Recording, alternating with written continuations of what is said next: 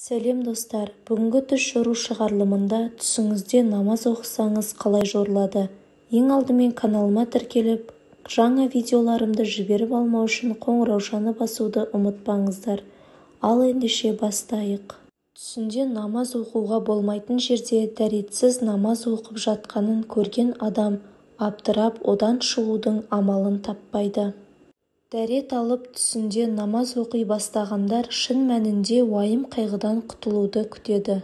Түсінде намаз үшін дәрет алуды армандау намаз арқылы тазаруды білдіреді. Алланың алдында қауіпсіз жағдайға ие болғысы келетінін білдіреді.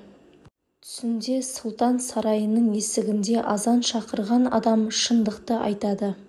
Ұстаз Абу Саид, Алла оны рахым етсін, түсінде намаз оқудың негізгі дін тұрғысында да, дүние тіршілігін тұрғысында да мақтау дегенді білдіреді. Мұндай түс киелілікті түсінуге, діни мәселелер бойынша шешімдер қабылдауға, парызды немесе Алла тағаланың нұсқауларының бірін орындауға куәландырады. Түсінде парыз намазының орындалуы қажылықтың жақын арада орындалатынын, күнәлардан сақтануды білдіреді. Түсінде атқа мініп намаз оқып жатқанын көрген адамды сөзбен айтып жеткізе алмайтын үрей билейді. Кімде-кім түсінде бақшада намаз оқып жатқанын көрсе, Алла оны кешіреді. Түсінде құбылаға арқасын қойып ұйықтап намаз оқу исламға деген жек көрінішті көзқарасты көрсетеді. Кез келген әмірші түсінде басқа адамдармен бірге намазды аяқтағанын көрсе, оның билігі аяқталады. Түсінде намазды бұзғанын көрсе, оның күші де үзіледі. Оның шығарған шешімдері орындалмайды. Түсінде жұма күні намаз оқып жатқанын көрген адам қызықты сапарға аттанады. Бұл сапарда жақсылыққа, игілікке, абыройға ие болып табысы артады. Кімде-кім түсінде Иерусалимде намаз оқып жатқанын көрсе, мұраға ие болып тақуа болады. Ал кім өзін намаз оқитын жерде көрсе, Алла тағаланың айтқан сөздеріне сәйкес қажылығын орындап, аман-есен өмір сүреді. Кімде-кім түсінде өлген адамның тірі кезінде намаз оқыған жерінен басқа жерде намаз оқып жатқанын көрсе, бұл оның көзі тірісінде бір нәрсе істеп, бір нәрседен тыйылғаны үшін сауап алғанын білдіреді.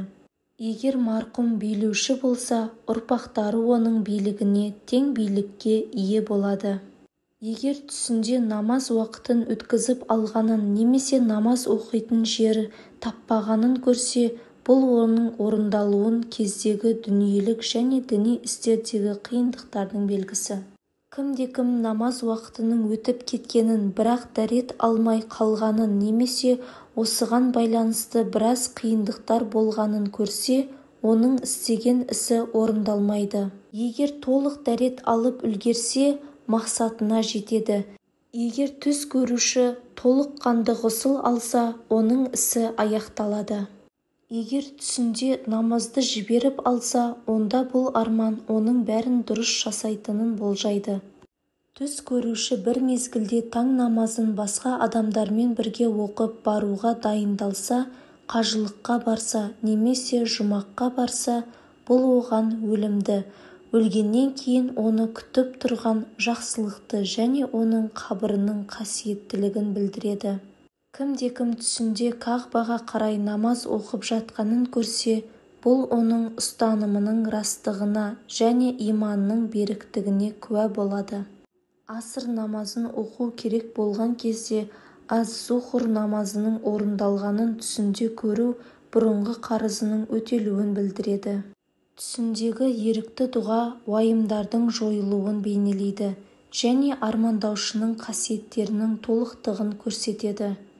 Достар, осымен бүгінгі түс жору шығарылымы аяқталды.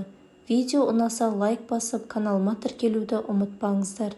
Келесі кездескенше сау саламатта болыңыздар.